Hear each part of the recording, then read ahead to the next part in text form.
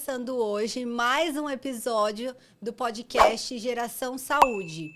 E eu tenho uma notícia para te contar. Para você que está precisando reduzir o custo do seu plano de saúde, eu vou deixar o link aqui embaixo de uma das melhores empresas em redução de custo. Eles já conseguiram reduzir mais de 5.000 clientes, conseguiram reduzir o custo e manter a qualidade do plano de saúde. E hoje nós temos uma convidada muito especial aqui no podcast, a doutora Lorena. Eu vou falar só um pouquinho dela para vocês entenderem com quem a gente vai bater um papo hoje, tá? A doutora Lorena, gente, ela tem mais de 10 anos de profissão. Ela é médica pediatra e ela tem mais de 4 pós-graduações, fora as especializações que ela já fez. Uma das pós-graduações dela foi no Hospital Albert Einstein. Ela começou na área da emergência e aí ela foi para a área clínica. Dentre várias especializações que ela fez, eu vou falar um pouquinho aqui das principais. Inclusive, vai ser dos assuntos que a gente mais vai abordar aqui. Ela fez cursos de rinite alérgica e imunoterapia, formação em testes alérgicos, curso em dermatite atópica, cursos em tosse crônica e infecções. Fala sério, criança é o que mais tem, né, de recorrência. E ela tem capacitação em imunoterapia alérgeno específica e imunoterapia bacteriana. Fora isso, gente, ela também tem especialização em nutrição infantil e suplementação, imunidade. Então, assim, são muitas especializações. Ela tem muito a agregar aqui. Primeiramente, eu quero agradecer, doutora, por você estar aqui participando do nosso podcast, compartilhando o seu conhecimento. E fala pra gente, como que foi essa sua paixão pela pediatria? Desde que você começou no seu curso de medicina, você já queria ser pediatra? Boa tarde. Eu agradeço pelo convite, primeiramente. Fiquei muito honrada de poder participar com vocês aqui do podcast e falar sobre o assunto que eu amo, que é a pediatria. Quando eu entrei na faculdade de medicina, eu pensei que eu ia ser ortopedista. Depois, durante a formação, eu me apaixonei pela psiquiatria. E assim que eu formei, fui trabalhar em pronto-socorro e a pediatria me pegou no laço. Eu falo que não fui eu que escolhi a pediatria, foi a pediatria que me escolheu. Mas trabalhando em pronto-socorro, lidando com crianças, lidando com famílias em momentos de desespero, foi um momento que eu entendi que eu precisava aprender cada vez mais daquilo e conseguir levar mais para as famílias. E uma virada de chave foi quando minha filha chegou. Porque aí eu consegui entender aquele desespero das mães com coisas que, de forma técnica, seriam simples. Mas quando a gente tem conexão com o nosso filho, muda a forma que a gente sente, que a gente entende e que a gente recebe as notícias. Então, quando é uma febre, parece uma coisa muito simples, de maneira técnica. Mas, quando é no nosso filho, a gente sente a dor. Então, isso mudou a minha prática dentro da pediatria. E, hoje, o meu foco é cuidar de famílias. Eu sei que a criança é um livro em branco. Então, a gente consegue orientar, prevenir, trabalhar com prevenção de verdade, baseado na orientação das famílias, de como estimular, identificar alterações de maneira precoce, criar conexão e formar famílias mais autônomas. Então, que elas não se desesperem diante de situações atípicas, que elas saibam exatamente como lidar com cada situação com o filho delas e o momento que vai ser para procurar o pronto-socorro, o momento que elas conseguem lidar com isso em casa, o que já é esperado para aquela idade. Então, a pediatria me encantou e hoje é isso que eu vivo, cuidar da criança e cuidar da família. E ela que te escolheu, né? Não ela você que me escolheu, exatamente. Não foi você que escolheu ela que te escolheu, né? É interessante, doutora, porque, assim, é uma das coisas que a gente sente falta, né? Principalmente no pronto-socorro. Os médicos, no geral, assim, a gente vê muitos fazendo de forma repetida as mesmas coisas, sem entender, principalmente na área da pediatria, o que a mãe e o pai passam. Porque é o que você falou, quem é médico já tem o conhecimento e fala assim, nossa, que simples, né, de resolver. Simples, né? Por que ele está desesperando? E a mãe, às vezes, por ela não faz, mas pela criança, ela briga com todo mundo, ela faz tudo, né, para poder sanar o problema ali da criança e ver a criança bem. Como mãe, a vontade é que a gente pegue aquilo para a gente e minimize a dor na criança, né? E nunca é possível. Então, trabalhar essa fortaleza que são os pais mesmo, para dar segurança para a criança e tranquilidade para passar por aquele momento de adoecimento. Mas é por isso que é importante ter um pediatra para chamar de seu, porque essa construção, num tempo do pronto-socorro, é muito difícil de ser feita. Então, quando faz o acompanhamento, você já previne esse desespero, porque já vai orientando que doenças estão em alta, o que a gente espera, quais são os sintomas, o que dá para fazer. E aí, no pronto-socorro, vai avaliar aquela doença de forma bem rasa, e aí trata aquilo, mas o segmento é ambulatorial, não tem jeito. Uhum. O pronto-socorro é para salvar a vida, né? Salvar aquele momento de desespero. E o ambulatório é para trabalhar a segurança familiar, para trabalhar a prevenção de doenças e trabalhar o tratamento de doenças crônicas para evitar essas idas recorrentes ao pronto-socorro. Fortalecer a saúde dessa criança, Fortalecer a saúde dessa criança. Doutora, vamos falar de um assunto bem polêmico, digamos assim. Vamos falar sobre obesidade infantil? Vamos lá. Criança gordinha é criança saudável? De jeito nenhum. A gordura não está relacionada com saúde, mas as famílias, elas ouviram isso por muito tempo, né? Então, lá desde os nossos avós, bisavós, a gente gosta de olhar para aquela criança cheia de dobrinhas, né? O problema maior tá após os 2 anos de idade, porque quando a criança aumenta o risco de desenvolver distúrbios metabólicos mesmo. Então, aumenta o risco de hipertensão, aumenta o risco de diabetes, aumenta o risco de síndrome metabólica, de ter uma esteatose hepática. E a gente não vê isso propriamente na infância. Então, pode ser que não desenvolva uma pressão alta antes dos 19, 20 anos, mas depois, já na idade adulta, isso vai reverberar. E aí, a ânsia de ver a criança comendo começa a oferecer mais do que a criança precisa. E aí, começa a fazer estoque. Existem vários fatores de risco para a obesidade, mas é importante a gente avaliar onde dá para trabalhar. O que dá para trabalhar dentro de casa vai ser a família. Então, como a família lida com a comida e como a família lida com o momento da refeição do filho. Então, eu quero ver comendo demais. Nosso tempo, os pais davam biotônico Fontoura. Era mesmo? Emoção Scott, porque esse menino tem que comer. E aí, comia mais do que precisava. Se eu como mais do que eu preciso, meu estômago aumenta. Você sabe que tem um meme na internet que o pessoal fala, eu tomei tanto biotônico Fontoura que eu não parei de crescer. Não, e não para de comer. E aí, quando a gente acostuma a comer muito... E não pode deixar nada no prato, né? Foi isso que a gente ouviu. Não pode jogar comida fora. Não pode jogar comida fora, que tem muita gente passando fome, né? Aí chega no self-service, o que a gente vê? Aquele tanto de comida gostosa e coloca um pouquinho de tudo. Quando vê o prato tá desse tamanho, você comeu tudo que tá lá, já não estava aguentando mais, e aí continua comendo, porque não quer tirar nada do prato e sai passando mal. Então, já causou um distúrbio alimentar. Uhum. Então, essa relação com a comida é importante. A obesidade é fator de risco para muita coisa.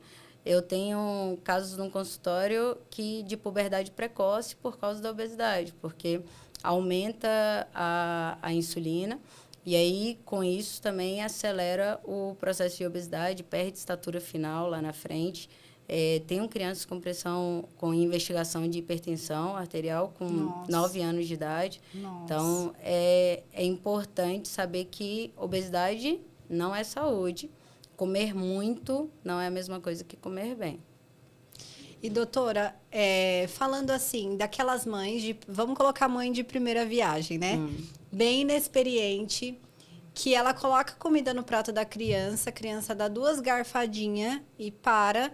Como que ela vai saber se aquilo que a criança comeu foi o suficiente ou não? É importante, nesse momento da refeição, a gente primeiro entender se era o momento de ofertar comida. Porque aquela criança está comendo só 2 garfadinhas porque ela tomou uma mamadeira há 1 hora atrás, então ela já estava saciada. E aí, naquele momento, ela não tem curiosidade, não tem apetite, e aí ela vai comer pouco. E aí, daqui a pouco, eu vou ficar mal, porque ela não comeu nada, e vou querer dar outra mamadeira para ela. Então, o momento da refeição é um momento de tranquilidade, onde a criança precisa se relacionar com a comida. E aí, na introdução alimentar, a gente precisa saber qual que é a rotina dessa criança. Qual que é o momento que essa criança é a hora do soninho? Qual que é a hora que ela está mais animada? Porque se eu vou ofertar a comida para ela na hora que está perto dela dormir, ela vai estar mais irritada. Então, ela não vai querer comer. Vou ter um problema na introdução alimentar. E aí, a gente não precisa seguir a rotina nossa, que é 9 horas da manhã, café da manhã. Meio-dia, horário da comida. Se essa criança dorme 12:30, eu posso subir esse horário da refeição para 11 horas. Se essa criança dorme 11 horas e acorda só 1 hora da tarde, eu posso ofertar essa comida 1 hora da tarde. Então, ter apetite é muito importante. Para saber se a criança vai estar saciada ou não, eu preciso saber o quanto que ela estava disposta naquele momento de refeição. Porque ela vai, comeu 2 garfinhos, se eu não olhar todo o entorno, o que antecede, o que vem depois, que daqui a 1 hora ela quer comer alguma coisa. Então, ela não estava no momento dela comer. Então, eu vou lá e oferto a mesma comida novamente, porque eu preciso que ela coma aqueles grupos alimentares, quando a gente está falando da papinha principal, né? Almoço e janta.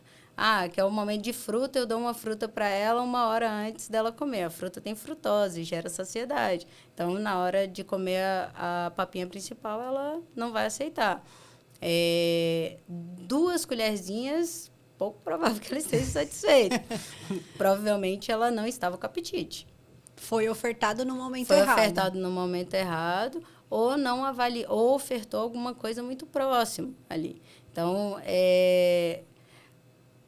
a parte de resistência à comida também é importante avaliar. Então, essa criança, quando é o momento de almoço e jantar, ela não aceita. As frutas, ela está aceitando bem. Então, como é que está sendo apresentado a comida do almoço? Ela está com resistência a texturas, ela não aceita porque é por causa do tempero, é por causa do cheiro, ela não aceita porque é um momento que tem muitos estímulos, está todo mundo nervoso, está todo mundo agitado dentro da casa e gera um desconforto. Como é que eu estou no momento de apresentar a comida para o meu filho? Eu estou muito ansiosa, eu fico forçando comer, ela começa a ter uma rejeição ao momento da refeição, tem que distrair ele para poder comer. Então, são outros pontos importantes para avaliar como a criança se relaciona com a comida. E isso vai dizer o quanto a comida sacia realmente ou que existe um distúrbio alimentar que deve ser investigado e tratado. Entendi. E falando agora, doutora, um pouquinho sobre crianças obesas, né? A criança deve fazer dieta igual um adulto, contar caloria? Qual que é a sua opinião? Igual adulto, nunca, né? A dieta restritiva, ela sempre pode gerar um efeito rebote. Então, aquela criança que não pode comer nenhuma besteira. Existem famílias que conseguem fazer isso porque a família come muito bem, a criança aprende a comer como a família, e aí ela vai numa festinha e ela nem quer comer nenhuma besteira. Ok. Agora, por proibição, por uma restrição exagerada, Quando a criança só pode comer uma besteira quando vai na festinha. Ela vai na festinha e come até o reboco da parede, né? Porque aí vai gerando uma compulsão alimentar. Então, uma fissura. Ai, meu Deus, nunca pode comer doce. Então, na hora que dá uma barra de chocolate, a criança come a barra de chocolate inteira, porque, meu Deus, eu só vou poder comer agora. Então, a dieta para a criança é sempre organizar essa rotina alimentar. Então, os momentos de refeição, quais grupos alimentares estão sendo apresentados, aumentar essa variedade alimentar, a quantidade. Então, ele come 4 pães. Uma criança, um paciente que, quando ele vai comer, eu dou um pão, daqui a pouco comeu 4 pães. Então, provavelmente vai estar relacionado com uma compulsão alimentar. Ele está comendo para saciar uma outra coisa que não é a fome. O que ele está fazendo enquanto ele está comendo? Ele está assistindo televisão, está jogando. Então, ele não está prestando atenção no que ele está comendo. Quando ele vê, já comeu demais. Isso vai virar uma rotina. Um hábito, e aí, né? esse hábito vai ser deletério para ele lá na frente, porque vai gerar uma obesidade. Dentro da dinâmica da casa, a obesidade, o pai é obeso, a mãe é obesa, como é que eles estão se relacionando com a comida? Como é que o filho vê essa relação com a comida? Então, restringir, só você vai fazer dieta e agora ninguém... E todo mundo vai todo comer. mundo comendo na sua frente. Todo mundo come uma pizza e a criança comendo E a criança... arroz e feijão, né? Então, o exemplo que vai moldar o comportamento da criança. A gente vai trabalhar com uma redução de quantidade, mas também entendendo em que dinâmica que está. Vai comer 4 pães, é só carboidrato. Então, a gente vai trocando por outras coisas que são menos calóricas, para ainda ir gerando a saciedade, mas reduzindo aos poucos essa questão de quantidade. Porque se a gente consegue, pelo menos, estabilizar o peso da criança enquanto ela está crescendo, esse IMC ele vai reduzindo. E aí a gente sai desse campo de obesidade. Porque a criança, como ela está em fator de crescimento, ela já tem um gasto energético maior, né, doutora? E a criança é agitada, né? Então, ela está em movimento o tempo todo. Toda hora. E eu digo assim, né, que crianças, elas precisam ter mais, não digo nenhuma dieta, um comportamento alimentar mais voltado para a qualidade do que para a quantidade. Porque dificilmente você vai ver uma criança comendo 15 bananas. Né? Então, assim, mas ela consegue facilmente comer 2 pacotes de bolacha recheada, que vai equivaler às 15 bananas, por exemplo. Exatamente. Então, assim, criança, até o adulto. Quando a gente fala de comportamento alimentar nos adultos, é da mesma forma. Toda vez que você fala assim, não pode comer chocolate, a pessoa fica naquela ânsia. Ai, meu Deus, eu quero comer chocolate. E aí, quando ela pisa um pouquinho na dieta para fora, ela fala, já comi, agora eu vou comer tudo. E ela come um monte, ela não consegue comer um pedacinho. É como se não houvesse amanhã, né? Isso, exatamente. É igual o dia do lixo, fica de segunda a sábado fazendo dieta. E no domingo... Acabou com a dieta toda dos outros 6 dias. Por isso que a gente não quer desenvolver na criança essa fissura alimentar para não gerar um comportamento de compulsão. Porque depois acaba gerando culpa. E aí aumenta a ansiedade, aumenta a depressão. A criança, ela não quer e ela é culpabilizada pela sociedade quando chega ali por volta dos 7, 8 anos, quando está já... obeso e come mais, aí os pais falam, ele come demais. Mas, assim, até os 6 anos, eu estava lá forçando ele comer. Que no nosso tempo era o biotônico Fontoura. Aí depois cresceu mais um pouquinho, ficou gordinho. Mas ele só quer comer, come demais esse menino. Não... Mas é a educação que eu dei para ele até aqui, é o que está construindo o futuro dele. Então, é um hábito que, às vezes... veio do ambiente familiar mesmo. Doutora, você acha que criança pode ter o poder de escolha? Vou dar um exemplo aqui clássico, né? Eu vou no mercado, aí eu compro 2 bolachas recheadas, um bolinho Ana Maria, vamos colocar assim, o que as crianças mais gostam. Um todinho eu deixo lá. Aí eu falo pra criança assim, olha, você vai almoçar e você só vai poder tomar esse todinho depois do almoço. O que você acha? Aí a mãe sai, vai fazer, sei lá, uma outra coisa. Quando ela volta, a criança não almoçou e comeu o que tinha tudo lá no armário de uma vez, né? Que eles comem tudo de uma vez. Enquanto os pais não estão fora, né? Você acha que a criança, inclusive, doutora, até assim, em restaurante, porque eu, como eu estudo nutrição, eu observo muito. O que, que eu vejo? A criança vamos colocar aí uma idade de 5 anos, 4 anos de idade, com um pratinho na mão, lá no self-service, né? E aí a criança, ela mesma vai colocando o que ela quer. Aí quando eu olho, que eu vejo que ela colocou no prato, tem batata frita, macarrão, coxinha, bolinho e só. E aí, o que, que você acha dessa situação da mãe colocar na mão da criança essa responsabilidade? Você acha que a criança, ou tem alguma idade que essa criança possa estar apta a ela mesma fazer as próprias escolhas alimentares? Então, a partir de 1 ano e meio, a criança começa a ter uma consciência de si um pouco maior.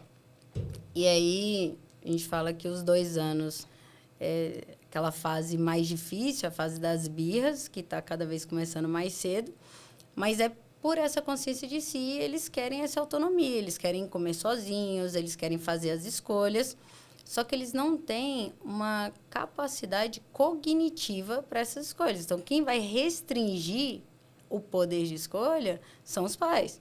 Então, é o que eu estou ofertando. Então, vou lá, coloco a mesa. Então, a mesa tem alimentos saudáveis. Aí, ele vai escolher dentre os alimentos saudáveis. Só que eu não posso deixar tudo para ele escolher. E aí, até nós, adultos, entre uma barra de chocolate e uma fruta, ele vai mais fácil. A barra de chocolate gera mais prazer, mais açúcar. Imagina a criança que não pensa no amanhã. Ela não tem essa capacidade cognitiva para pensar assim, isso aqui depois pode me gerar diabetes, pode gerar pressão alta. Não vai pensar. Ela vive o agora, por isso que ela faz as birras. Quando você fala um não, ela se joga no chão, porque aquilo lá está tirando a alma dela, né? Não existe, depois a gente volta e pega. Tipo, ela não entende o depois. Eu quero agora, então se joga no chão. Ela quer comer agora, ela quer tomar agora o todinho, ela quer comer agora a bolacha recheada, e a mãe deixou ela escolher o que vai comer, porque eu ensinei, então ela sentou na mesa, ela tem que fazer o que eu ensinei. A criança precisa de supervisão, precisa de orientação, precisa de direcionamento. A responsabilidade disso é dos pais. Isso a gente está falando de uma construção, não quando entra dentro de transtornos. Aí, quando a gente vai falar de um transtorno do espectro autista, um distúrbio alimentar, TDAH, que também está bem associado a distúrbios alimentares. Dentro o distúrbio alimentar, com diferença da seletividade, por exemplo, seria quando tem algum impacto emocional, psicossocial ou nutricional. Então, a criança ela não aceita de forma nenhuma alimentos que são apresentados daquela maneira. Um alimento pastoso ou um alimento sólido, mais duro.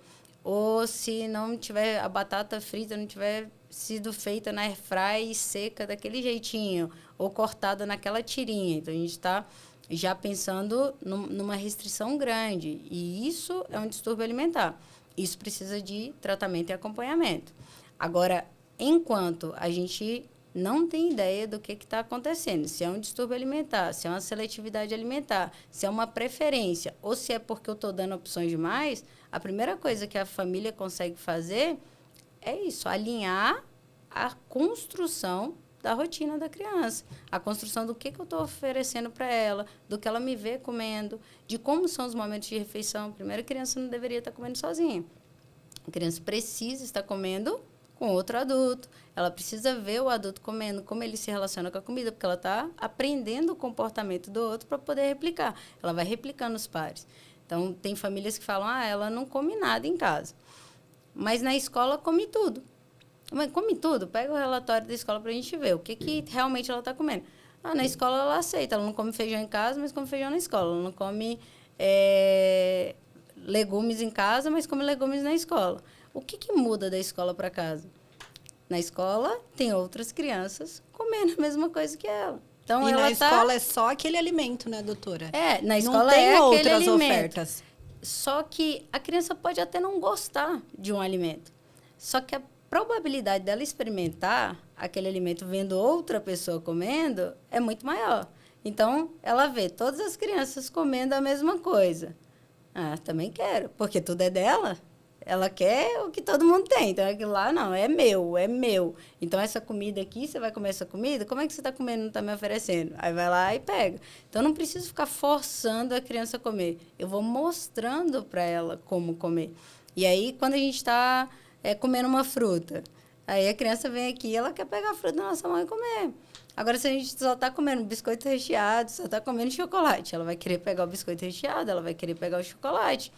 Então, essa construção para poder gerar uma melhora comportamental, uma melhora da relação com a comida, evitar ter besteiras em casa, isso até para o adulto é saudável. Então, se eu tenho, é muito mais fácil eu ir lá, pegar e comer. Agora, se eu tenho que sair para ir na venda, comprar, a probabilidade é muito menor.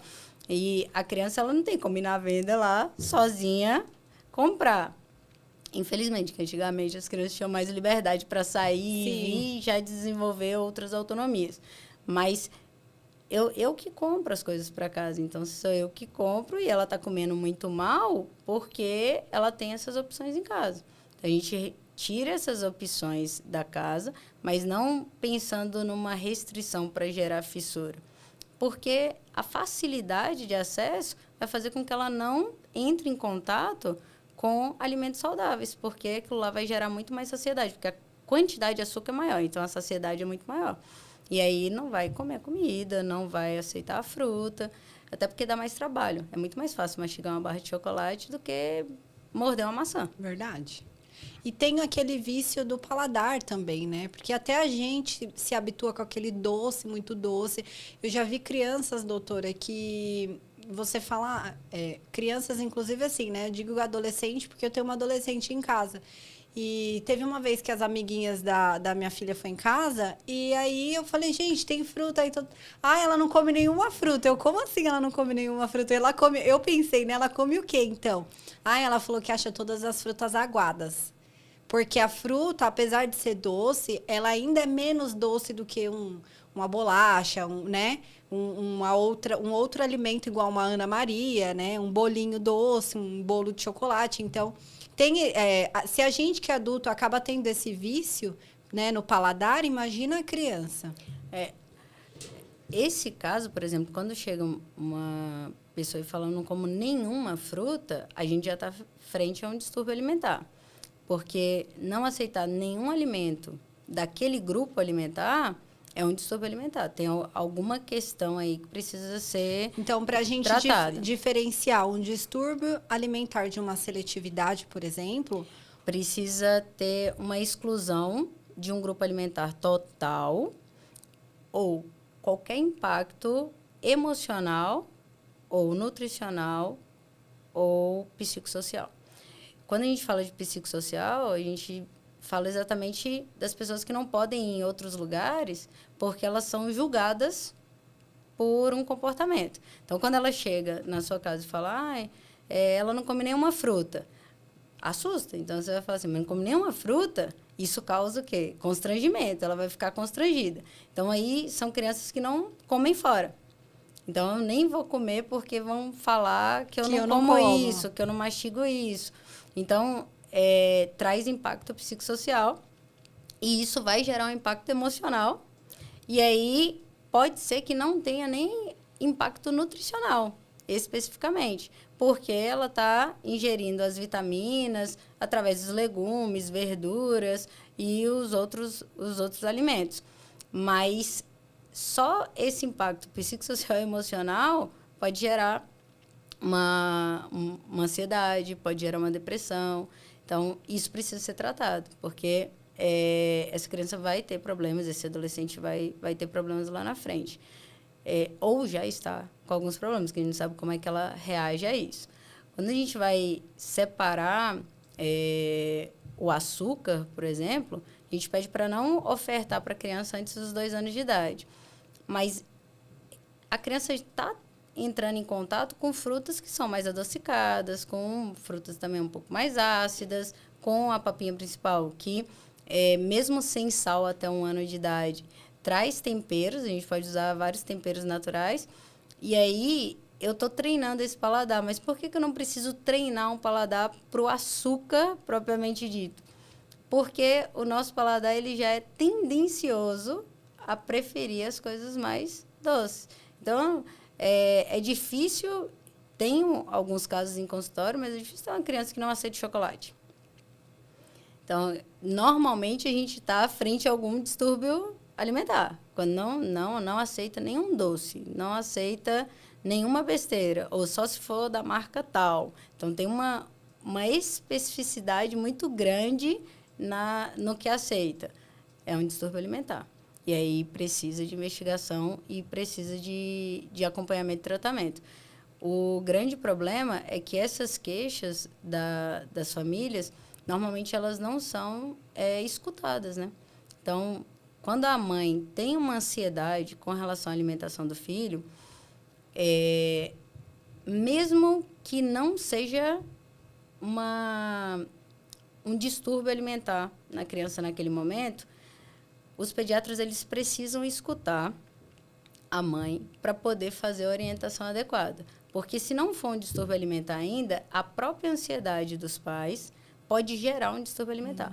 Porque se eu acho que o meu filho come pouco, e aí eu vou e falo com o pediatra, meu filho come pouco. Não come pouco não, tranquilo. Não explicou, não me sinto segura, mas meu filho come pouco. Aí vem a avó e fala, não, esse menino não come nada.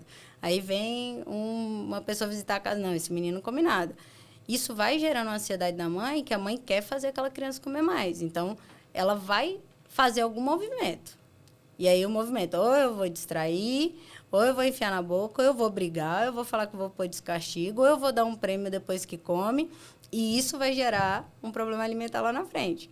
Então, toda vez que a mãe tem uma suspeita, que ela acredita que existe um problema, isso precisa ser escutado e precisa ser direcionado.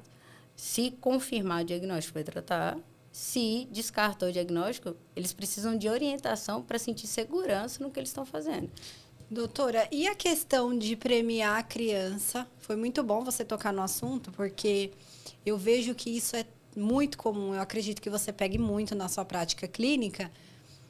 Olha, se você comer tudo, eu te dou um doce. Se você comer tudo, você pode tomar o suquinho ou comer o do Fini, né, que você gosta.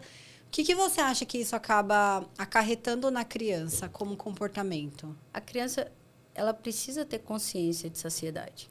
Por isso que a gente bate tanto na tecla da conexão com a comida naquele momento. Ela precisa estar atenta ao que ela está comendo. Se a gente coloca a palavra comer tudo, e o tudo, quem colocou o prato? Normalmente fomos nós. Então, tudo pode não ser o que essa criança realmente precisa. Mas ela quer o prêmio. E aí ela pode comer mais do que ela está precisando. Agora, quando a gente constrói na criança essa liberdade de poder estar saciada, é o primeiro momento que a gente está demonstrando respeito ao corpo da criança. Está saciada? Tudo bem. Ah, mas ela não comeu nada. Não comeu nada, 2 colherzinhas, né? E falou que está saciada. A gente olha todo em torno para ver o que aconteceu antes e depois. Ela precisa daquele grupo alimentar, não precisa? Então, guarda aquela comidinha. Daqui a pouco, quando ela quer de novo, vou lá e oferto de novo. Agora, quando eu coloco esse prêmio para tudo, ou ela vai querer o prêmio, ou ela nem vai ligar mais para o prêmio. Um dos dois. Dos dois, porque ela vai falar assim, eu nunca vou conseguir comer tudo mesmo, olha para esse tanto de comida Deixa para lá. Deixa para lá. A comida é uma necessidade. A gente come porque o nosso corpo precisa do alimento. Então, ela precisa entender que aquilo é a necessidade dela. O prêmio vem para quando a gente merece o prêmio, né? Existe o merecimento. Então, eu vou ganhar um prêmio por merecimento, não por eu fazer uma coisa que é a minha própria necessidade. Que eu já precisava fazer de todo jeito. Então, comer é uma coisa que eu preciso fazer. E esse doce, no final, pode ser ainda mais ainda do que a criança precisa, com um conteúdo calórico, uma quantidade calórica muito maior ainda que a refeição que ela teve. Então, pode gerar uma obesidade lá na frente, um adoecimento, não só físico, mas também emocional, porque a criança precisa agradar. Então, para me agradar, ela tem que comer tudo, porque se ela come o que ela precisa, não me agrada. Então, ela é insuficiente para o que eu preciso, porque eu, adulto, preciso que ela faça o que eu preciso. Então, ter consciência dos pais nesse momento de refeição, evitar as premiações e evitar substituições. Então, assim, não comeu nada da comida, então vou lá e dou uma bolacha, porque a bolacha, ela come. Ela vai continuar não comendo nada da comida, porque é melhor comer a bolacha. Ela não quer sentar para comer, e aí a gente vai sempre olhar as idades, porque existe idade que não consegue ficar quieto muito tempo. No momento da refeição, assim, no máximo 25, 30 minutos, assim, estourando. Porque a criança não consegue ficar parada tanto tempo, senão vira uma tortura, não é momento de refeição. Eu vou sentar lá, deixo a criança 1 hora comendo, sentada. Que criança vai dar conta de ficar 1 hora sentada? Nem a gente dá conta. Então, aquele momento da refeição tem que ser um momento mais curto, ela vai comer o que ela precisa, não vou sair correndo atrás da criança para ficar dando comida, porque ela não está com atenção naquilo que é para comer. Agora, ela vai ficar querendo levantar e sentar de novo? Tá, filho, momento da refeição, vamos aqui, fica com a mamãe está comendo, você está comendo. E aí, deu o tempinho, a gente viu que já está estourando o tempo da criança, aí a gente, pronto, tá saciado, filho? Tá satisfeito? Pronto, então, tá bom.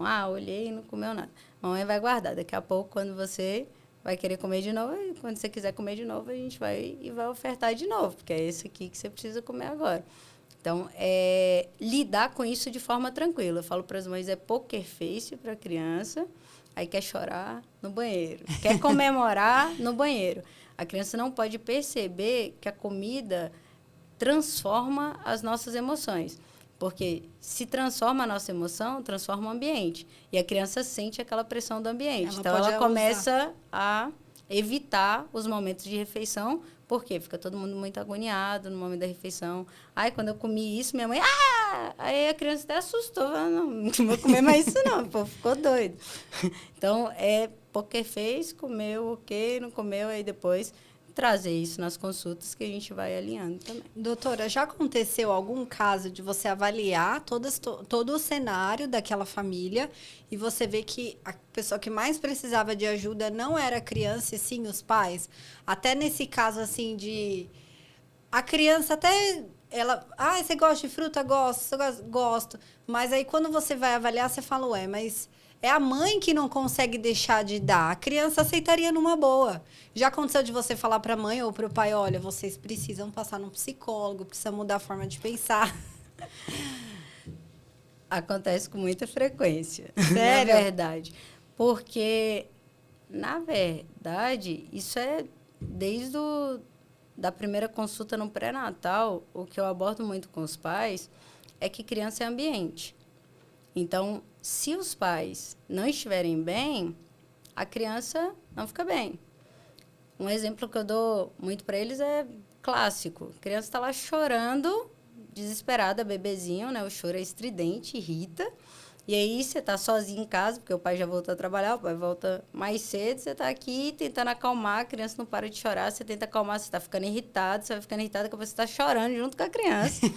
Chorando a mãe e a criança. Chorando a mãe e a criança, porque o choro ele é feito para isso, para salvar a vida dele, então ele gera essa sensação. Aí o pai chega do trabalho, pega a criança acalmou. A mãe se sente pior, porque, né, eu estava com ela o tempo todo, não acalmava, você chega e aí acalma. Então, eu sou uma péssima mãe. Não, porque a emoção que isso gerou em você foi a emoção que o ambiente ficou mais pesado. Então, a criança vai entrando dentro de um looping. Você chora, ela chora e todo mundo chora. E aí só vai parar quando alguém chegou tranquilo. Não estava ouvindo o choro, estava vindo tranquilo.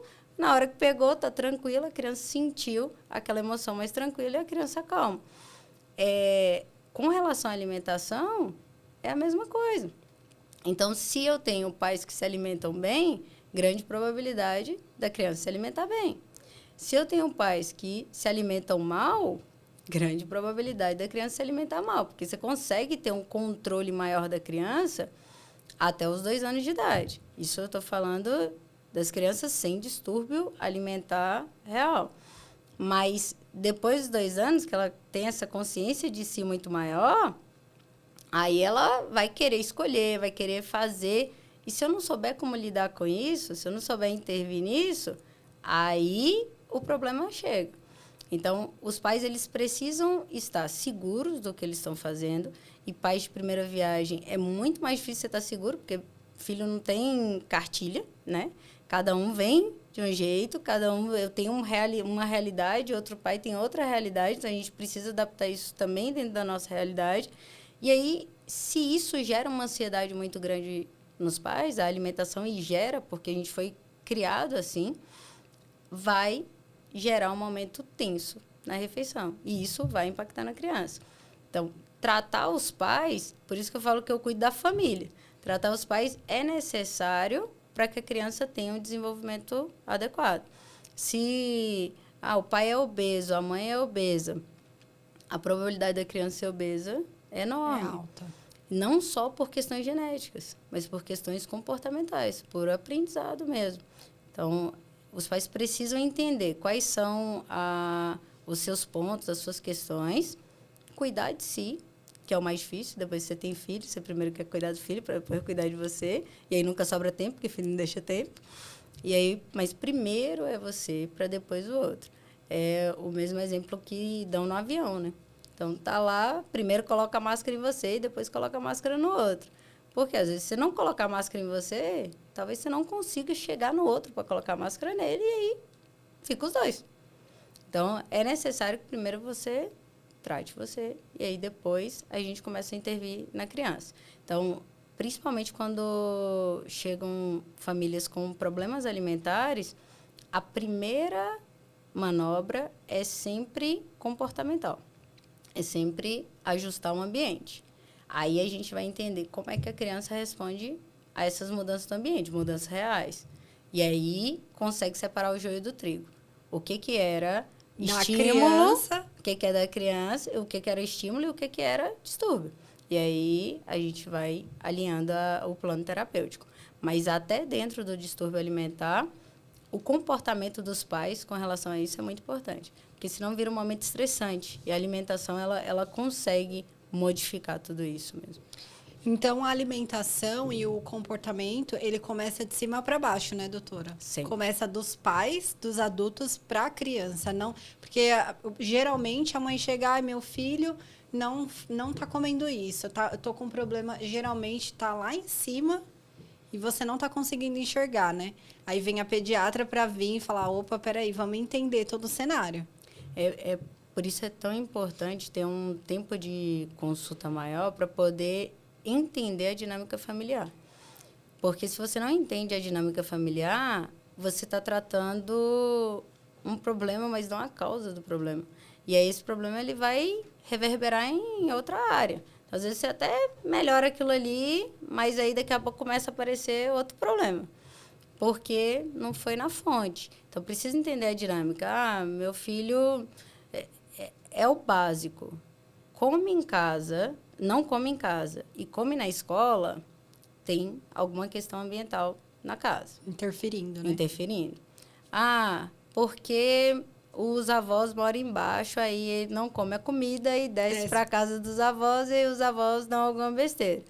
A gente tem que pensar que os avós eles estão fazendo compensações, né? Porque no nosso tempo, quando era com a gente, eles não tinham tanto tempo para poder dar atenção, não puderam dar algumas coisas para a gente, querem compensar nos nossos filhos. E aí, esses limites precisam estar impostos de uma forma que eles entendam o porquê. Porque senão gera um problema na criança que quem vai ter que cuidar depois são os pais. Sim. E não os avós. É sempre de cima para baixo, entendendo o que a criança vê, o que ela convive, o que ela foi exposta.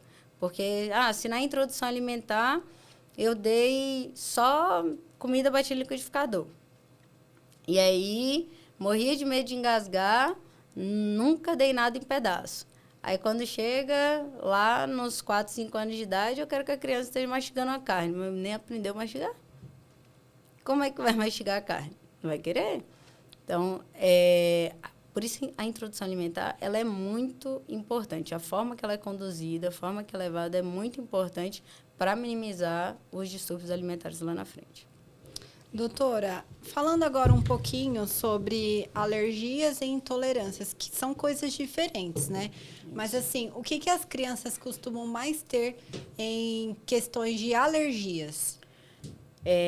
A alergia alimentar mais comum é a proteína do leite, o APLV. Em segundo lugar, vem ali ovo, depois soja. Intolerância alimentar é até bem importante porque até no meio médico existe uma confusão entre alergia à proteína do leite e intolerância à lactose. E são doenças completamente diferentes.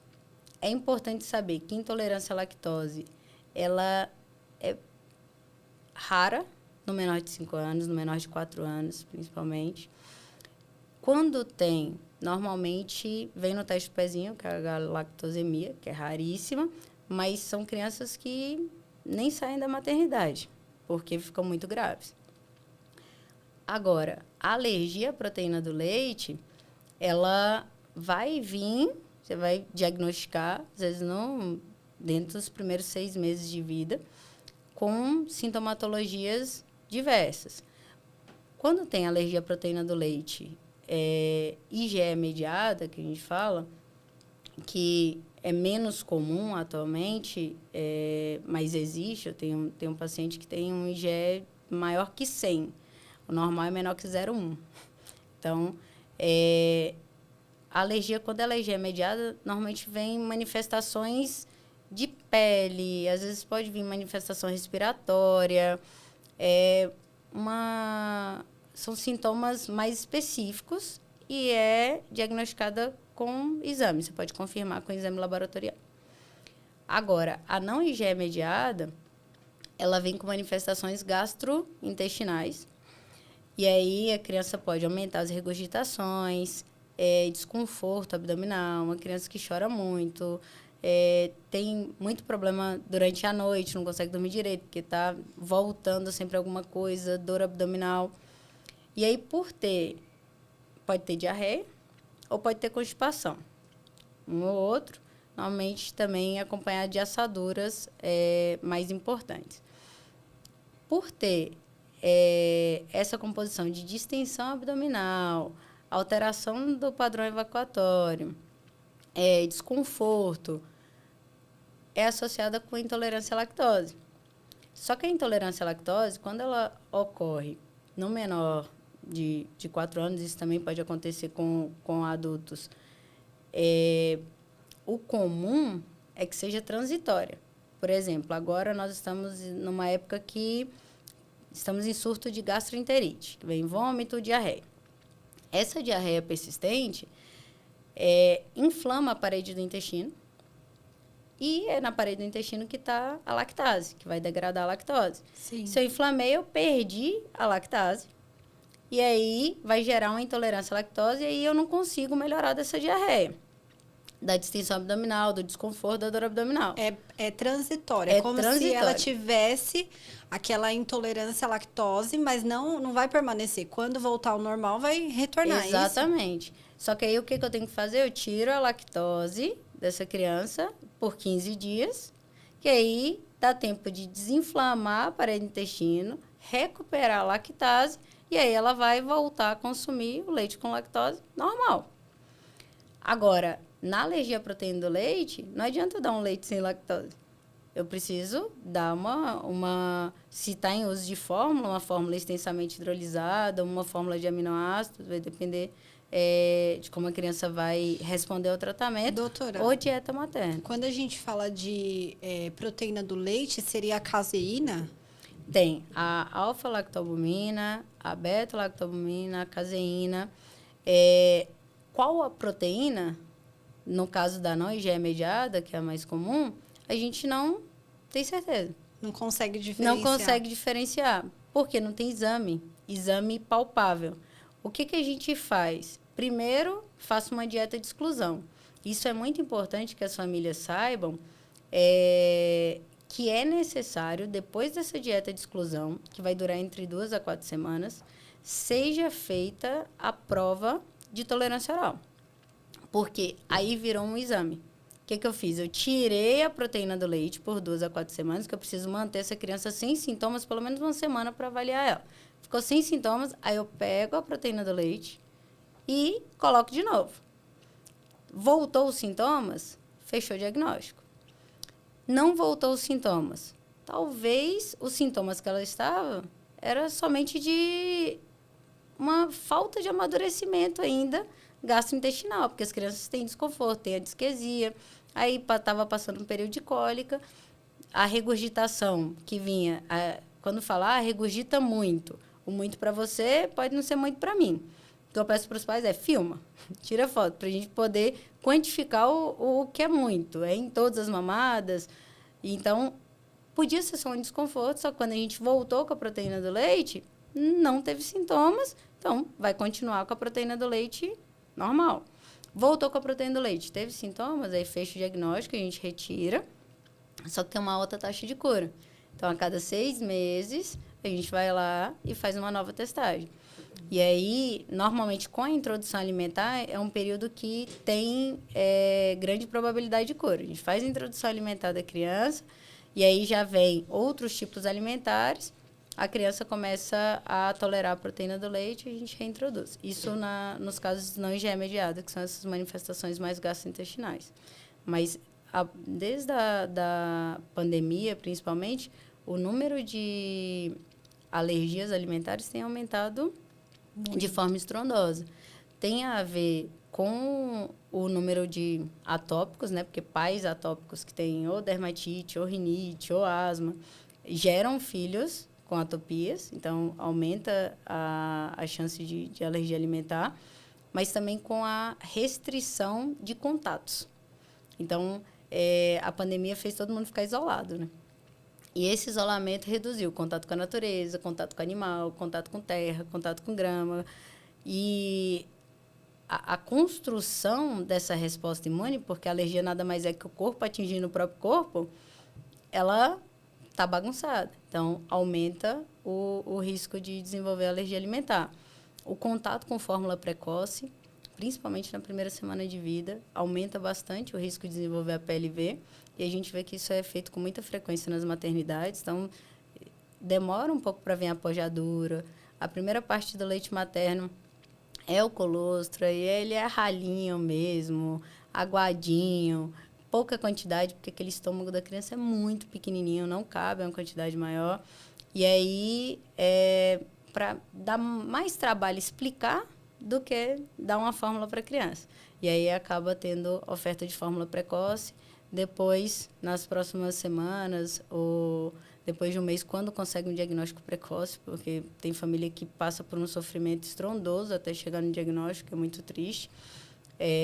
Aí a gente identifica uma alergia à proteína do leite. Eu já vi casos, doutora, de mães que, inclusive lá onde eu estudo, que a minha professora até ficou assim assustada, né? A gente deu risada. Ela falou, a minha filha eu não conseguia amamentar, e aí me deram uma dica para eu poder dar leite de vaca. Logo assim, ela falou, nossa, ela passou muito mal, foi parar no pronto-socorro, um bebezinho. Então, e tem aquele famoso, eu dei, ninguém morreu, pode dar também. Isso mesmo.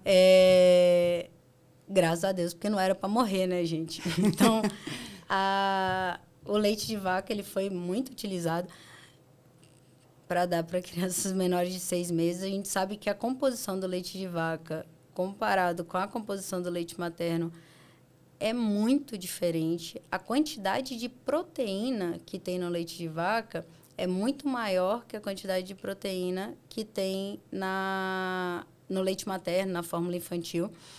E isso pode gerar uma sobrecarga renal, pode trazer problemas renais, pode trazer problema de hipertensão, pode trazer obesidade, porque uma dieta hiperproteica também altera a absorção dos nutrientes, a absorção, a degradação de tudo isso, né? Então, o leite de vaca, ele não é indicado, o leite de vaca, ele é para bezerro mesmo, não é indicado para criança. E o bezerro já nasce desse tamanho, grande, né? Ficando em pé, ele já se cambaleando e vai mamar sozinho. A gente tem fórmulas infantis hoje com um valor mais acessível. Agora, é importante que as mães entendam o problema, por que elas não conseguiram amamentar. Isso, falando assim, sem predileção. Existem mães que não querem amamentar e isso precisa ser respeitado, tá? O que o pediatra precisa fazer é sempre expor os benefícios, mas existem realidades diferentes. Existe depressão pós-parto, isso não é mito. Existe o período do baby blue, que simula uma depressão pós-parto. Então, a gente precisa entender o que está acontecendo para poder identificar como que vai intervir. Então, a mãe tentou amamentar, ela quer amamentar, e ela não conseguiu amamentar. Por quê? Porque a criança não sugava. Será que essa criança tem uma língua presa? Então, às vezes, é um freno lingual que impede ela de conseguir sugar, e aí machuca aquela mama. A mãe não consegue, de dor, amamentar, faz fissuras. E eu tenho mães no consultório que chegaram já com a criança maior, que elas contaram, assim, o quanto machucaram, e mesmo assim elas conseguiram amamentar, assim, a expensas de dor, que eu olho, meu coração chega a dói. Porque o desejo de amamentar era tão grande que mesmo com dor, mesmo machucando, mesmo ela foi lá e a criança cria processos adaptativos e aí conseguiu amamentar, mas depois teve outras questões, porque a língua presa pode trazer outros impactos, não é todo o freno lingual que precisa ser cortado. Precisa sempre avaliar a função dessa língua. Mas por que eu não conseguia amamentar? Não tinha leite. Meu leite era fraco. Estava com colostro? Estava no leite de transição? Foi ali por volta dos 3, 4 meses que o estômago da criança está aumentando, então a frequência de mamada dela aumenta, não é porque o seu leite é fraco, ela está aumentando aquela frequência de mamada, porque precisa liberar hormônios, precisa liberar em você uma maior produção de leite. Então, ela vai mamar com mais frequência para aumentar essa produção de leite, para ela poder mamar uma quantidade suficiente depois em uma mamada só. Não é porque o seu leite é fraco. Então, são esses mitos que a gente precisa investigar exatamente o que aconteceu. Por que eu não consegui amamentar? Se não vai na causa, a gente nunca trata o problema. A gente vai lá, mascara o problema e depois ele vai aparecer maior. E as mães tendem muito a se culpar, né, doutora? Nasce mãe, nasce culpa. É fato. É em conjunto, não, né? Não tem jeito. Nasce mãe, nasce culpa. E acho até importante frisar que a primeira culpa das mães, ela vem nesse primeiro período do bebê, que é uma expectativa muito grande quando a mulher está grávida, né? Então, a expectativa que vai vir aquele bebê, aquela coisa mais linda, e vai sorrir para mim, eu vou brincar com ele, e vai ser aquela coisa, eu vou amamentar, e ele vai olhar para mim, vai ter aquela conexão. E quando olha no Instagram, tá lá, né? As fotos do bebê 1 mês sorrindo, né? Aquela coisa linda, sorrindo, dormindo.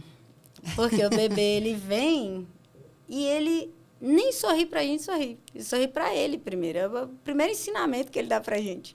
Primeiro ele faz as coisas pra ele, para depois fazer pra gente. Na hora que tá bom, aí ele apresenta pra gente. Então, na hora que pega aquele bebê molinho, que não interage, dorme de 16 a 20 horas por dia. Então, dorme praticamente o dia todo. Só faz xixi, faz cocô e mama. A expectativa que vinha com o que você recebe, parece que vai quebrar. Porque você fez todo né? Existe um sonho, né? A maternidade, ela vem desse sonho.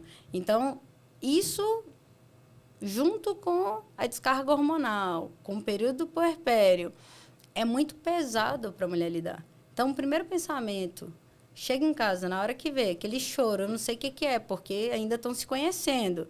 Então, o bebê ele ainda não consegue se comunicar direito, você não consegue entender o que ele está chorando, o que ele precisa. Aí, olha para a criança e pensa onde eu estava com a cabeça quando eu decidi engravidar. Mas o pensamento, ele vem colado no outro. Meu Deus, sou uma péssima mãe. Então, nasce a mãe, já nasce a culpa. Todas as mães passam por isso. Porque é muito difícil. É um ser que você vai cuidar para o resto da vida. E é o resto da sua vida. Porque, mesmo quando casar, tiver filho, na hora que der ruim, vai ligar para onde? Não vai deixar de se preocupar nunca, Não vai deixar né? de se preocupar. Então, essa culpa, ela vai acompanhando a mãe durante todo o desenvolvimento da criança. Então, às vezes, quando chega para mim em consulta, chega com algum problema e eles falam, ai, mas eu não vi, ai, eu fiz tudo errado. Eu falo, não, a gente só faz o que sabe. Se não sabe, como é que você vai fazer? Então, é por isso que precisa de orientação, porque não tem como saber tudo. Cada criança pode ter uma necessidade específica, uma necessidade diferenciada, só que baseado numa avaliação médica. E aí, essa orientação que os pais precisam receber para saber como intervir. Mas normalizar essas sensações da mãe e dar para ela autonomia para ela poder, com base em conhecimento, tomar decisões, porque quem vai decidir o que é melhor para o filho, no final, vai ser ela e o pai. Mas é importante que a mãe tenha essa autonomia, essa segurança. Saber agora, com base em conhecimento, eu posso escolher se eu vou ofertar alimentos diversificados ou se eu vou continuar ofertando a mesma comida todos os dias porque ele só gosta disso. Sem conhecimento. Se eu acho que ele está comendo bem aqui, né, time que está ganhando, eu não mexo. Se eu não tenho conhecimento, eu vou continuar fazendo isso porque está dando certo. Agora, a partir do momento que o conhecimento, por que eu tenho que ofertar alimentos diversificados? Porque eu estou treinando esse paladar para comer coisas diferentes. Porque lá por volta de 1 ano e meio, 2 anos, vai vir uma seletividade que é natural, que é fisiológica, normal. Na criança, ela vai querer escolher o que ela vai comer. Só que se ela tem diversificado esses alimentos, tem uma variedade boa, ela não vai excluir um grupo alimentar inteiro. Porque ela come várias coisas daquele grupo alimentar. Então, por isso é importante ofertar várias coisas, que eu treinei um paladar. E aí, lá na frente, ela passa por essa fase de seletividade e vai voltar a comer vários alimentos de novo. Aí a mãe olha, pronto, agora eu posso escolher. Vai fazer do mesmo jeito ou de outro jeito. Aí é uma opção. Agora, antes dela ter esse conhecimento, ela não é culpada. Ela está fazendo o que ela está vendo que está dando certo, o que ela consegue, que está dentro da capacidade dela no momento. E o conhecimento, ele é ofertado durante as consultas, né? Não tem muito para onde correr. Doutora, falando um pouquinho, assim, sobre aquelas mães que precisam trabalhar, e até então ela cuidava da criança, e deixou a criança na creche, a criança não para de ficar doente. Não para. E aí vem aquele desespero, meu Deus, eu não consigo nem ficar com o meu filho ou minha filha porque ela vive doente. E aí vem a culpa novamente. Mas tem algum momento que essa criança vai parar de ficar doente? Como que funciona? Então, até os 5 anos de idade, principalmente, a gente está construindo a imunidade. No período pós-pandemia, a gente teve uma mudança no perfil de adoecimento estrondosa, inclusive para crianças e para adultos, porque os adultos que já tinham a imunidade formada tiveram uma baixa imunológica porque ficaram isolados. Então, ficaram sem contato com muita coisa, o corpo entendeu que não precisava daquilo, e aí teve uma baixa imunológica. Então, hoje os adultos também adoecem com mais facilidade. Agora, eu aprendi a ficar isolado. A gente está principalmente nos grandes centros. É sempre correndo, né? Então, demora para chegar no trabalho, demora para chegar em casa, então a gente passa mais tempo fora do que em casa. E aí, tudo a gente está fazendo na pressa. O que eu quero? Proteger meu filho. Então, mantenha a casa muito limpa, né? Nasceu o bebezinho, ninguém vai visitar até os 3 meses de idade. E aí a gente fala os 3 meses de idade, porque vai tomar as primeiras doses de vacina para ter uma proteção ok. E é recomendado mesmo? É recomendado reduzir as visitas. Mas, assim, é a visita que incomoda. Por quê? A visita que vai lá, pega uma mãe no puerpério imediato, para dar trabalho, não precisa visitar. Para ir lá, tá espirrando, nem se preocupou, aí vai lá pegar na mão da criança, para a criança pegar aquela mão, colocar na boca e aí pegou o vírus.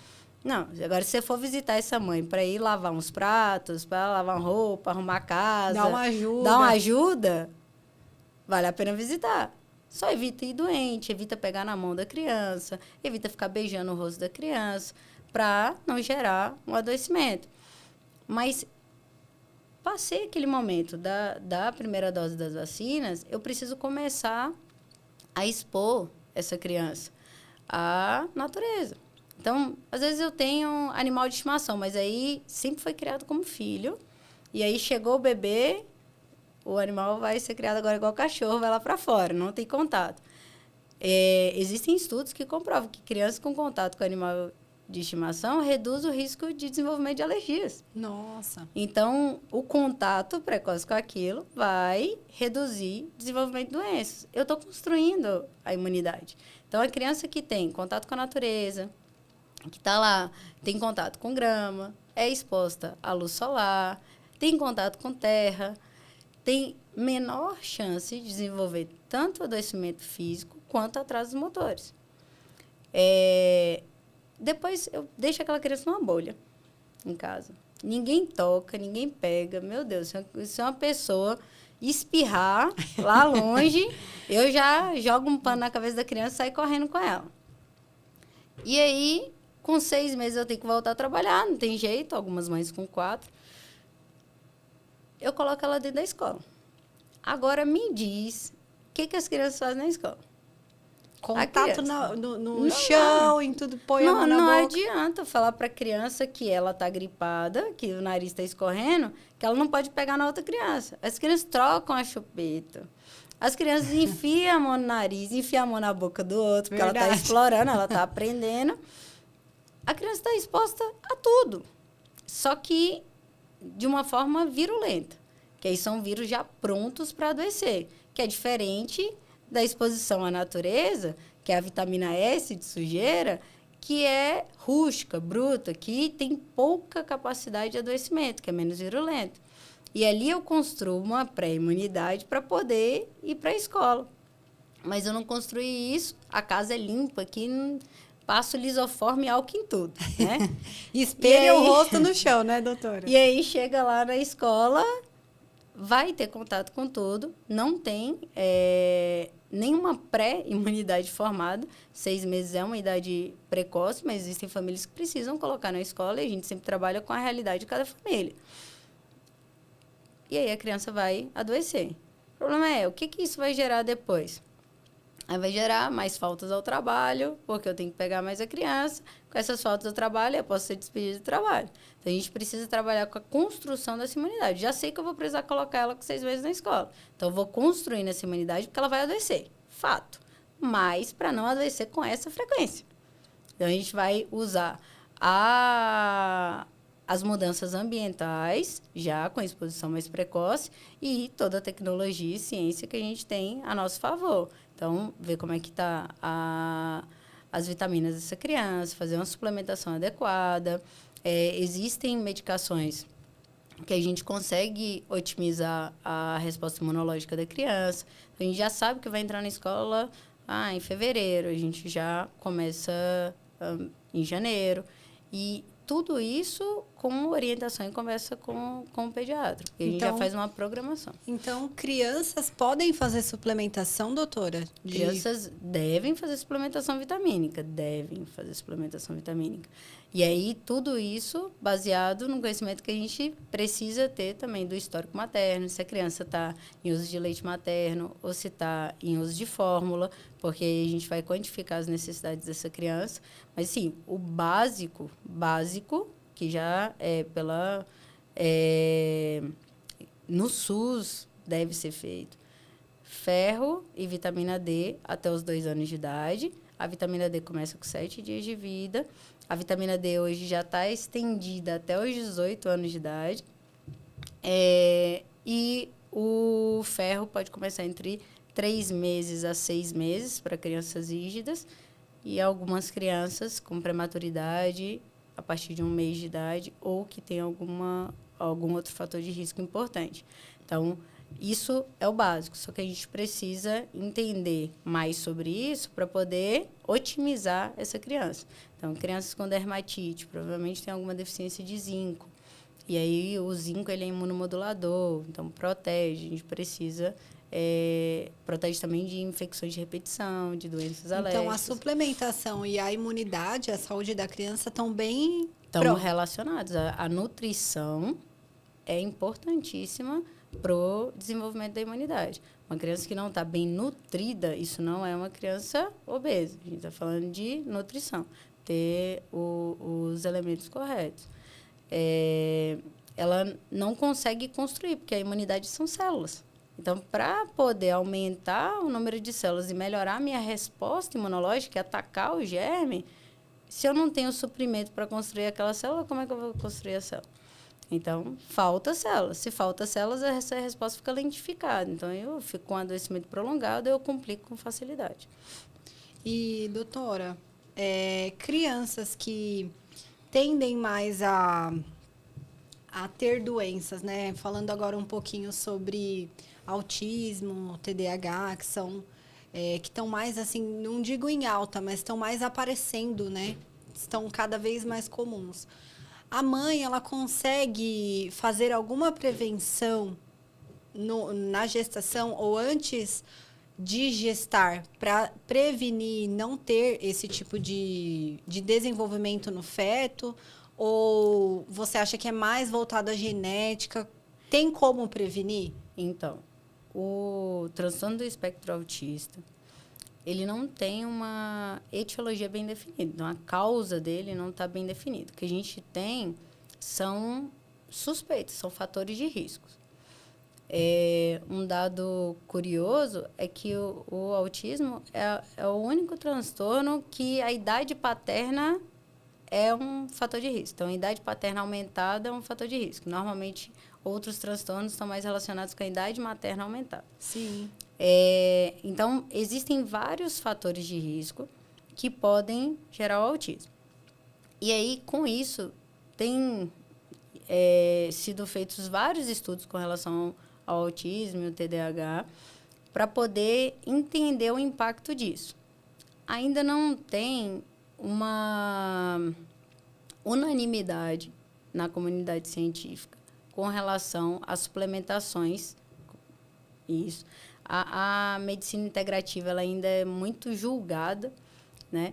Porque o médico ele aprendeu de forma rústica. Então, o médico fala, o povo obedece. O médico manda, os outros obedecem. E aí é tudo muito raso dentro das possibilidades. Então, fala, criança não precisa de vitamina, porque se ela precisar de vitamina, ela está correndo, está brincando, a criança não vai se movimentar, ela precisa daquele movimento. Quando ela está parada demais, aí já está grave, a coisa já está grave. Já está bem deficiente mesmo. O trabalho dentro da medicina, com medicina preventiva, ele é muito no papel, principalmente na estratégia de saúde da família. Ele está lá no papel como preventivo. Mas se você olhar a agenda dos médicos das UBSs, são pessoas que estão indo lá tratar doença, não estão indo fazer prevenção. Porque o trabalho preventivo ele dá muito mais trabalho. Trazer orientação dá muito mais trabalho. E aí, a medicina integrativa ela entra dentro disso. Porque eu preciso prevenir, eu preciso olhar o risco para poder começar a evitar, reduzir esse risco. Então, para reduzir, hoje a gente fala sobre a suplementação do ácido fólico para prevenção, vitamina B12, porque ela está muito relacionada com o neurodesenvolvimento. Só que isso até antes de gestar, porque hoje a gente sabe que tem impacto até o óvulo e o espermatozoide que estiveram ali na formação daquela criança. Durante a gestação, como é que estava a suplementação da gestante? Como é que foi o mecanismo de parto? Qual que era o ápice daquela criança? Ela chorou logo ao nascer? A criança que teve alguma restrição nutricional, restrição de crescimento intrauterino, crianças prematuras têm um risco maior com relação ao neurodesenvolvimento. Então, tem vários riscos que o nosso trabalho é entrar lá atrás, para poder minimizar esses riscos. Para diminuir a chance. Para diminuir a chance. Isso não quer dizer que não vai desenvolver o problema. Mas é importante que os pais saibam que os transtornos, eles não são uma sentença. E aí, qual é o tratamento? O tratamento é a intervenção. Então, eu preciso fazer, né, vai fazer as terapias, eu vou entender quais são as dificuldades, porque nem todo autista é igual. Nem todo TDAH é igual. Então, eu preciso começar a fazer as intervenções para obter resposta. Então, eu tenho uma criança tem um caso no consultório, uma criança com atraso de fala importante, de comunicação, interação social. E aí, a gente primeira consulta, se o médico falar assim, é autismo na primeira consulta, é absurdo. Então, precisa cumprir critérios. O momento que a gente observa dentro do consultório é um recorte. Está cheio de viés, a criança está dentro de um ambiente que ela não conhece. E aí a gente vai pegar relato materno, relatório da escola, vai conversar com outros cuidadores, tentar entender como é que é o comportamento dessa criança real, para poder identificar qual que é o problema. Se é um problema de intervenção, se é um problema se é um transtorno. Só que, enquanto eu estou fazendo essa investigação, essa criança já pode estar em intervenção.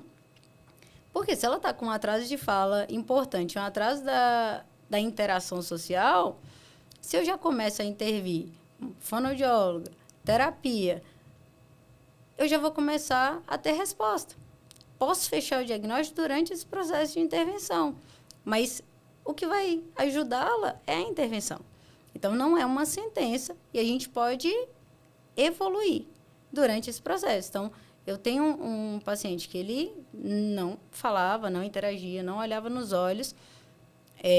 A suspeita dele é autismo, mas hoje ele chegou, olhou para mim no consultório, conversou, brincou, trocou brinquedos com os pais. A interação dele com o ambiente é outra. Por quê? Porque ele já está em intervenção, antes mesmo de fechar o diagnóstico. E é a intervenção que vai trazer o resultado. Então, tanto suplementação quanto as intervenções familiares e dos profissionais trabalhar com multidisciplinaridade muda tudo isso, vai impactar diretamente. Doutora, o que os pais costumam mais ignorar na criança que você percebe assim em consultório? Ignorar como? Ignorar em relação a, por exemplo, a criança tá ficando, assim, tá com sintomas, por exemplo, distúrbios alimentares, e você vê que os pais ignoram mais. Então, de pontos de alerta importante, que às vezes passa batido, é o sono. Porque, normalmente, no final do dia, está todo mundo cansado, né? E aí, eu falo que a mãe vira mãe quando ela foi lá olhar se a criança está respirando, né? Porque vai lá, toca o dedinho para ver se está respirando. Mas a criança que tem um sono agitado, mexe demais, que dorme com a boca aberta, que baba, que ronca, normalmente isso não é levado em consideração. Não é levado para uma consulta como uma queixa. Vai queixar de outras coisas. Mas isso aqui interfere diretamente no neurodesenvolvimento dessa criança. Já seria um ponto de alerta para o pai pensar assim, opa, tem alguma coisa errada. É um ponto de alerta muito grande. Porque a criança que dorme com a boca aberta, que ronca, ela está respirando pela boca. E a criança precisa respirar pelo nariz.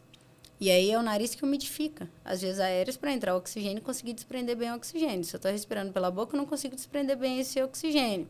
Então, vou ter uma variação na saturação maior.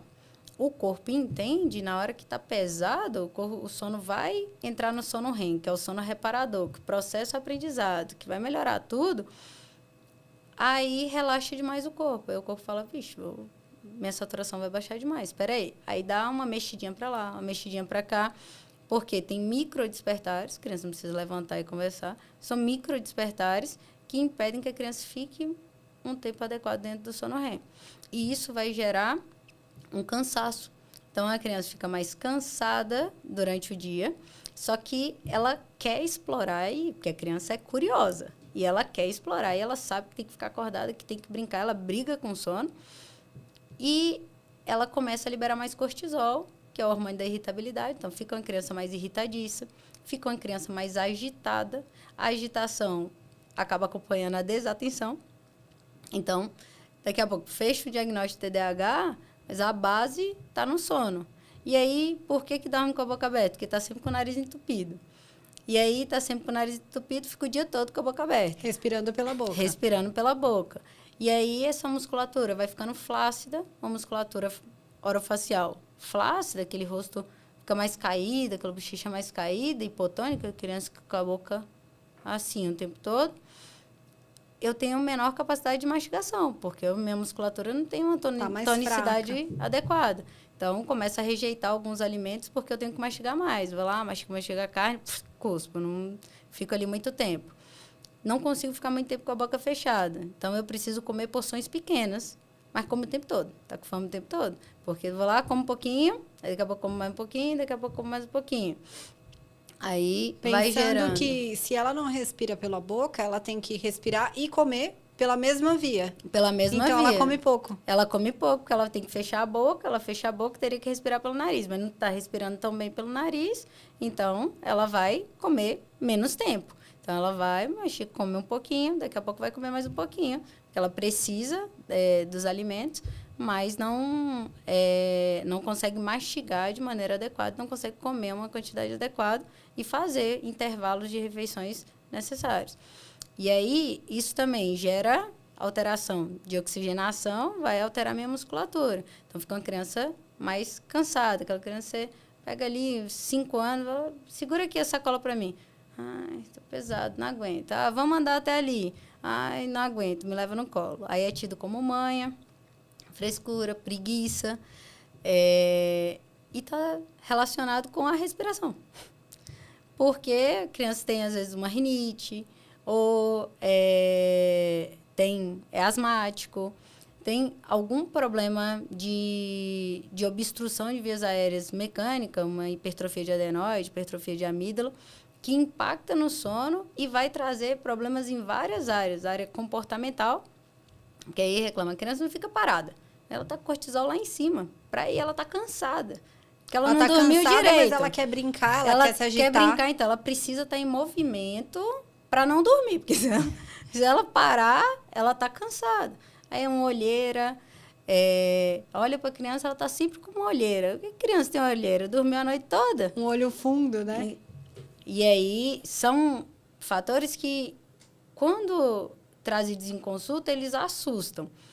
Porque são partes que eles não olham como um problema. E o problema tá sempre espirrando, tá sempre resfriado.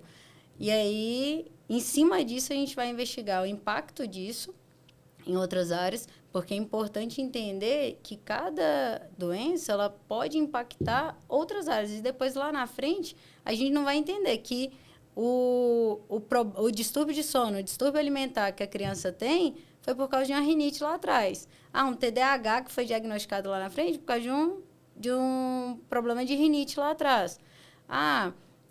Atraso de fala. A criança está sempre congestionada. Vai acumular mais secreção no ouvido. A membrana timpânica vai ficando mais rígida para não estourar. E aí o som passa diferente. A criança ouve diferente, por isso que ela demora para conseguir falar, ou falar de maneira adequada, ou até falar. E aí, não vai pensar que é por causa do catarrinho que está no nariz que trouxe um atraso de fala. É falta de estímulo.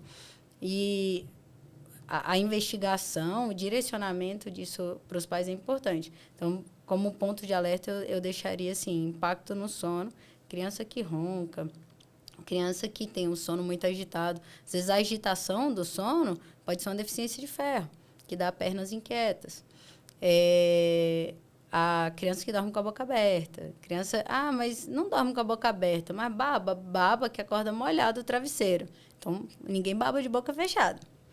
Então, olhar essa criança dormindo. Se vocês acordaram à noite, querem olhar, vai olhar a criança dormindo e ver como é que é esse sono. Você colocou de um jeito, acorda de outro, porque pode ter algum problema relacionado ali que vai, com certeza, gerar um outro problema.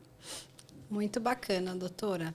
Agora, pessoal, a gente vai começar um quadro chamado Transformando Vidas, onde a nossa convidada vai contar o relato de um dos pacientes dela, onde ela entrou com uma intervenção e gerou um super resultado. Doutora, pode começar. É difícil escolher um caso, né? Eu acho que quando a gente trabalha com orientação de famílias, com cuidado da família, são muitos casos especiais. Mas tem uma criança que ela é muito especial para mim.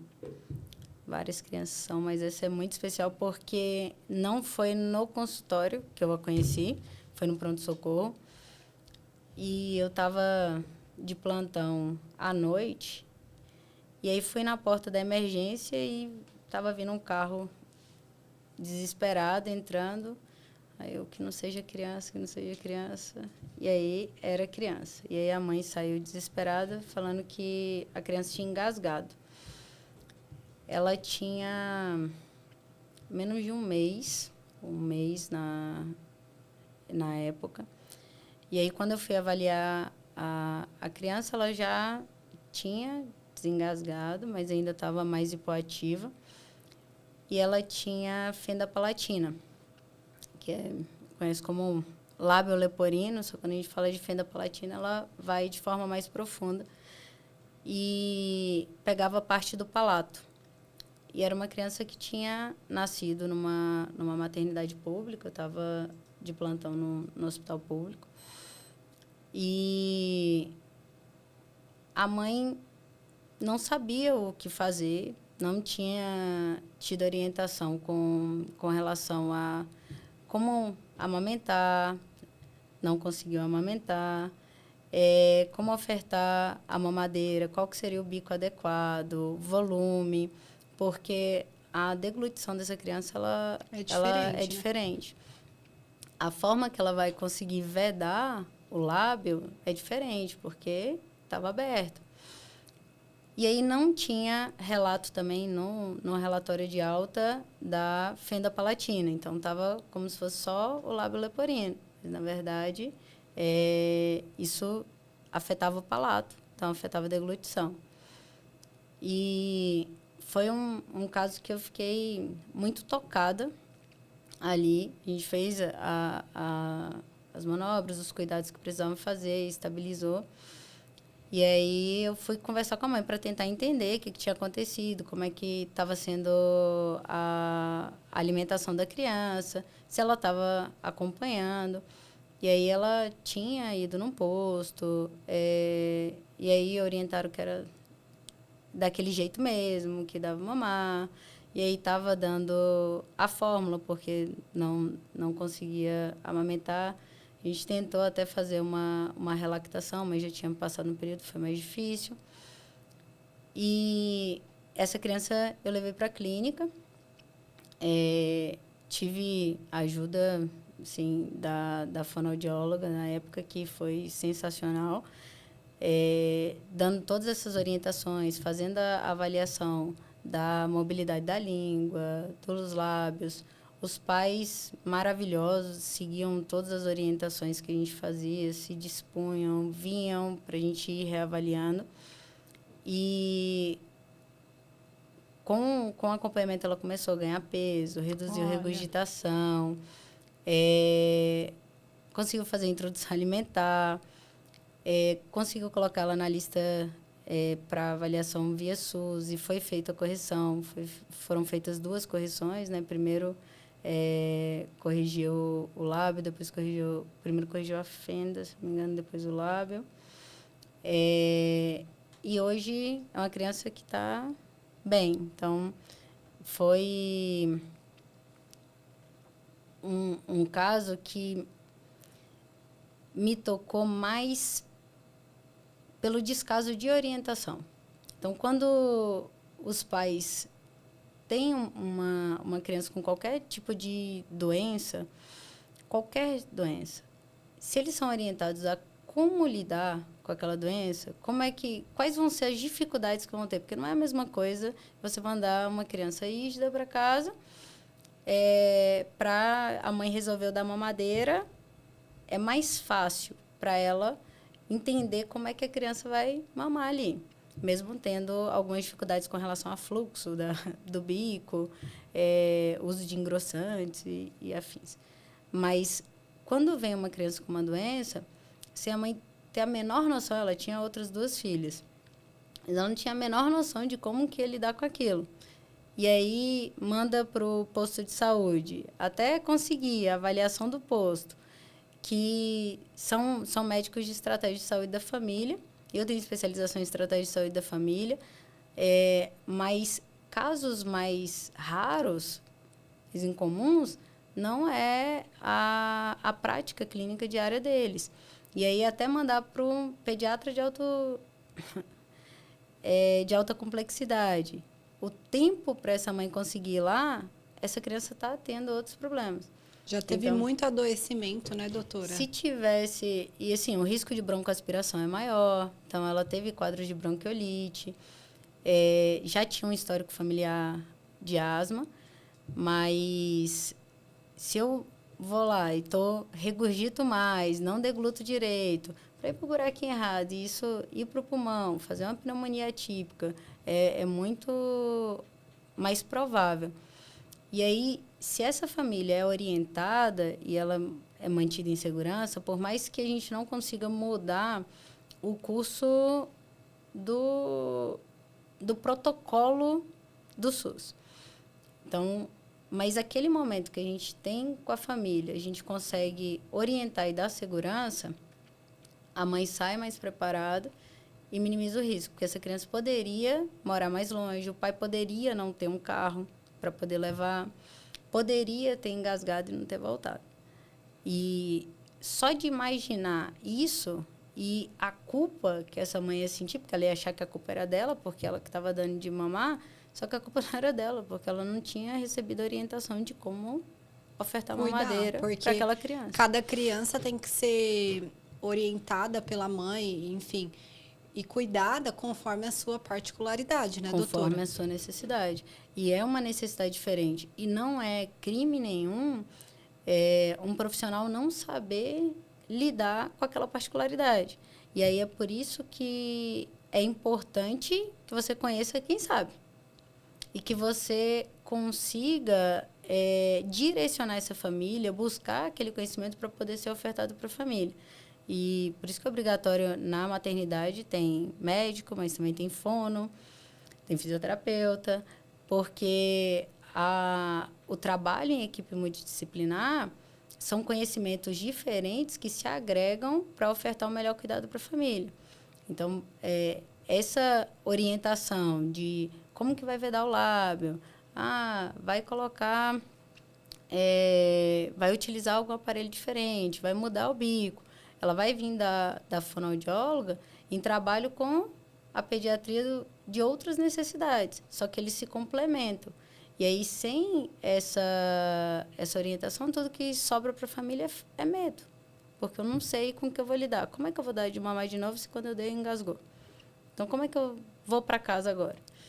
E ver hoje essa família bem, com essa criança já aprontando, já andando, brincando, brigando com as irmãs, isso me deixa muito feliz, porque foi uma família que Deus cuidou muito, porque eles conseguiram fazer manobra em casa, desengasgar, chegar com vida no hospital. Poderia ter sido diferente, mas que com orientação a gente conseguiu transformar e conseguiu tudo via SUS, fazer a cirurgia, fazer as correções e hoje consegue ter uma vida tranquila. E ainda bem, né, doutora, que ela encontrou justo você lá, porque imagina a situação de pegar um profissional, igual você falou, que não sabe, e ela não saber nem o caminho para onde ir. Porque às vezes acontece isso com o pai, né? Ele quer ajudar o filho, mas ele não sabe para onde ir, o que fazer. eu falo que somos duas abençoadas, né? Ela por ter me encontrado e eu por estar ali e poder também aprender com aquela família e entender que alguns problemas que a gente reclama são nada diante de outras dificuldades que outras famílias passam.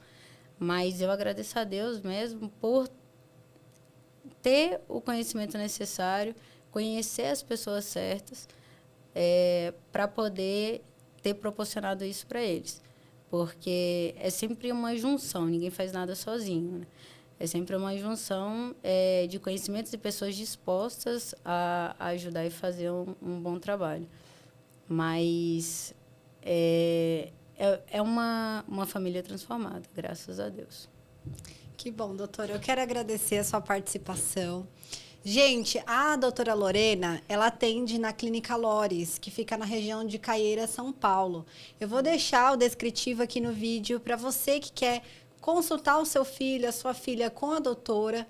Se você precisar, doutora, você atende online também? Atendo online. Então, ela atende online, gente. Se você estiver em outra região, ai meu Deus, é distante, não tem problema. A doutora atende online e você não vai ficar desamparado. Foi um prazer enorme estar aqui nesse podcast, poder trazer mais informações de qualidade para vocês, tirar dúvidas, trazer mais segurança para as famílias. E se você conseguiu identificar alguma questão em casa, tem alguma coisa que falta mais orientação, estão buscando um atendimento mais completo, mais humanizado, que avalie essa criança por completo e trate essas dificuldades, vocês vão ter os 10 primeiros que entrarem em contato com a clínica, vão ter 20% de desconto na consulta comigo, tá? Eu vou deixar isso de surpresa para vocês, deixei de surpresa para vocês no final, porque quem buscou conhecimento até aqui, provavelmente quer mais conhecimento ainda, e aí a gente consegue fazer um acompanhamento adequado. Então, vão ter 20% de desconto na primeira consulta, entrando em contato com a clínica agora.